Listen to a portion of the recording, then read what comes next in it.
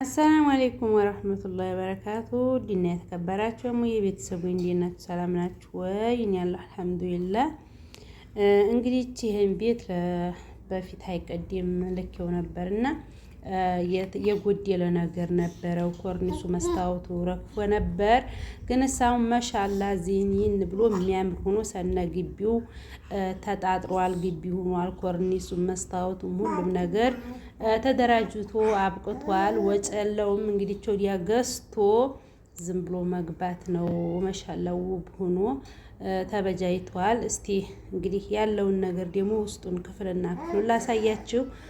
ያው የሚሸጥ ቤት ነው ማለት ነው። ዋጋውንም ኢንሻአላህ ነግራችኋለሁ።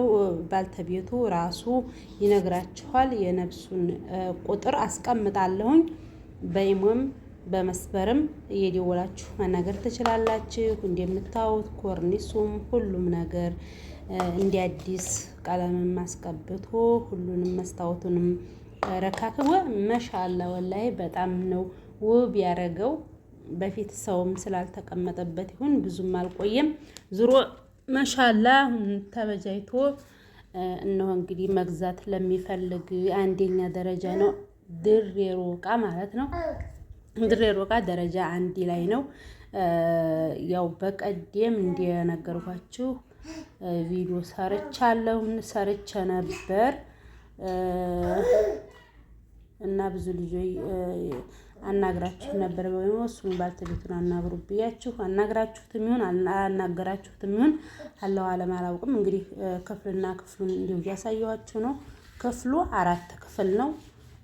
በጣም የሚያምር ነው። ራሱ ውጩም እንደምታዩት ታጥሯል። ግቢ ሆኗል።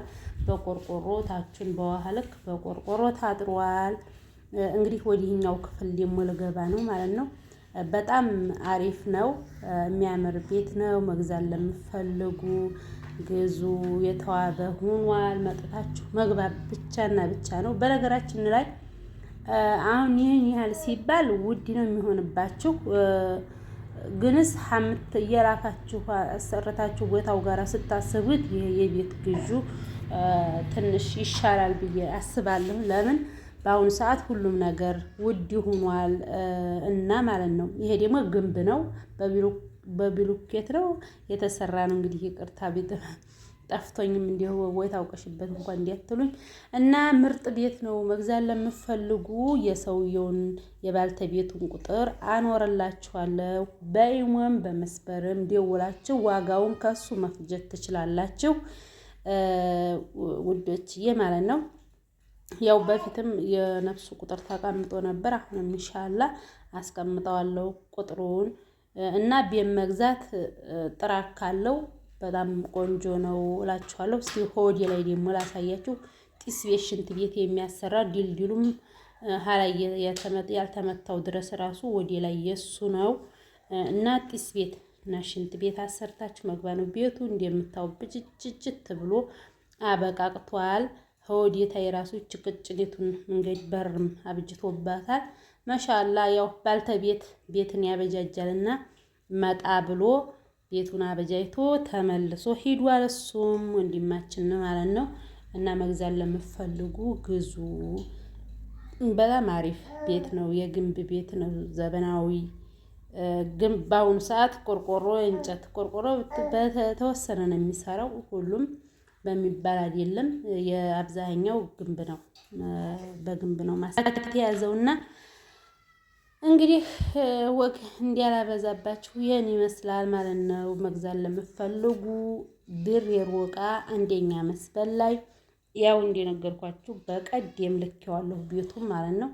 ያንኑ ነው ቤቱ ብቻ በፊት ብዙ የጎደሉ ነበረው። መስታወቱ ኮርኒሱ ፈንት ብሎ ወርቆ ቆየ።